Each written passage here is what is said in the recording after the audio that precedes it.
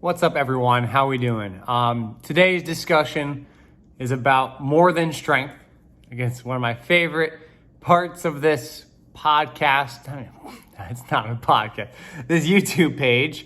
It's not a podcast. Hard to even call it that. This YouTube series where we talk about random things, either with other coaches and some of their backgrounds. In this case, I'm taking the advantage to just talk about some things I've been learning about, some things I've been thinking about, because sometimes strength and conditioning is cool, but sometimes we want to talk about other stuff. And so my background is strength and conditioning, but that doesn't mean I don't have other interests.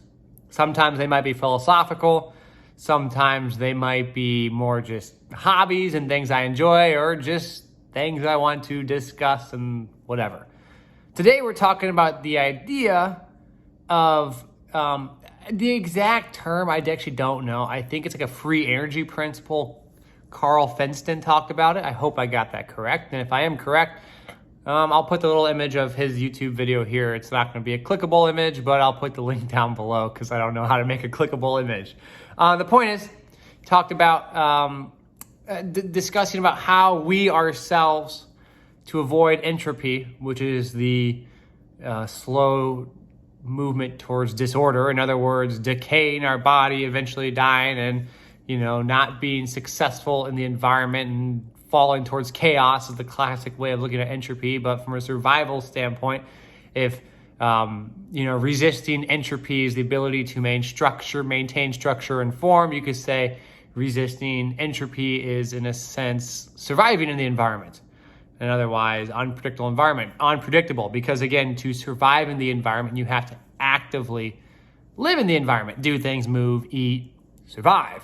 So the idea of this, if I understood it correctly, and I might have totally understood it wrong or whatever, was the idea that you could look at myself, and you could look at myself and my physical characteristics, my emotional characteristics, my athletic abilities, and understand the environment that I operate within. So I lift weights, I do this for profession, blah, blah, blah, and so on.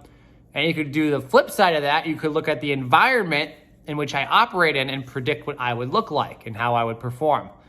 And I thought that was an interesting example because, again, from a strength and conditioning standpoint, I've always kind of wondered how a program builds an athlete or an athlete reflects that of a program. So if we think about the environment as the training program and the athlete as the person operating in that environment, we could look at how the athlete themselves is a reflection of the program or their previous or even their whole physical history wrapped in one. At the same time, you could look at just the athlete and their physical characteristics and then look at the program or make a prediction as to what their program was. And I think this is very interesting because we think about training someone. We might say, I want this athlete to have these certain kinds of motor qualities. I want them to jump high. I want them to run fast. I want these physical characteristics. Then we can think about the programming, which is the actual training they do, as the environment. That's the environment that they have to succeed in. They lift in, they perform, and do all their training in. And we say, well, if I know this environment typically brings about this kind of changes, we can start to marry the two and say, look, I want to take athlete from here to here. Well, I need a different environment, training environment. So what does that environment look like? And so I thought it was a cool concept because now you can look at it kind of from the flip side. Typically, we look at it strictly internally. I have an athlete, I want them to run faster and jump higher. So I say, okay, we need to lift weights, blah, blah, blah, blah, blah. And it's very much a reductionist approach to look at each individual area. They need bigger arms, bigger hamstrings, posterior chain, so on, and blah, blah. And we call this a synthetic model where we take every reduced aspect, muscles and ligaments and joints, and we hope we can synthesize them all together into a ball of newness, and they can become this new athlete. Versus the other way, we can say, well, let's go from the top-down approach, look at the environment that typically brings about the athlete that we want. We want an environment where they have to have quick ground contact times. They got to display lots of force. They got to display that force quickly. And then we build that environment and we put the athlete in the environment and we gradually turn up the temperature or turn up the difficulty in that environment So they have progressive adaptation in that environment. Again, the idea, if they're trying to survive in that environment, they're going to avoid entropy. And so they fall into disorder and chaos. They're going to adapt and maintain their structure and go to new physical form. I thought that was a really interesting concept because I can listen to some of these interesting talks, or at least the Karl Fiston one, and you can look at it from a different kind of philosophical perspective and maybe then try and think about how that applies to the world we operate in. Now that same, corollary or parallel can be drawn to maybe other areas outside of strength and conditioning, whether we're talking about fun stuff like people's reactions to UFOs. Why do certain people think UFOs exist and don't exist? Why do they think Bigfoot exists and doesn't exist? What part of their environment are they reflecting and what environment have they been operating in?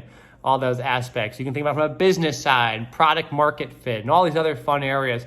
I thought it was a really enjoyable conversation to listen to. Not really conversation, but a talk. So I just wanted to share my 2 cents on it. I thought it was a fun and intriguing and intellectually engaging discussion that I enjoyed.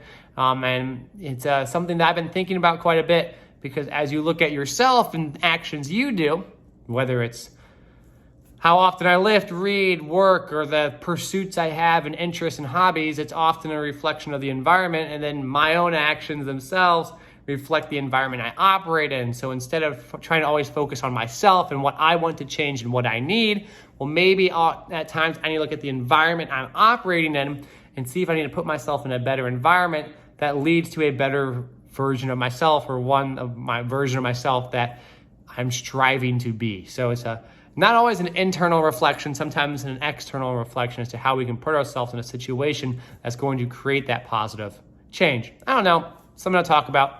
I thought it was an interesting talk. I wanted to share with you guys. Hope you enjoyed. As always, I appreciate y'all listening, and take care.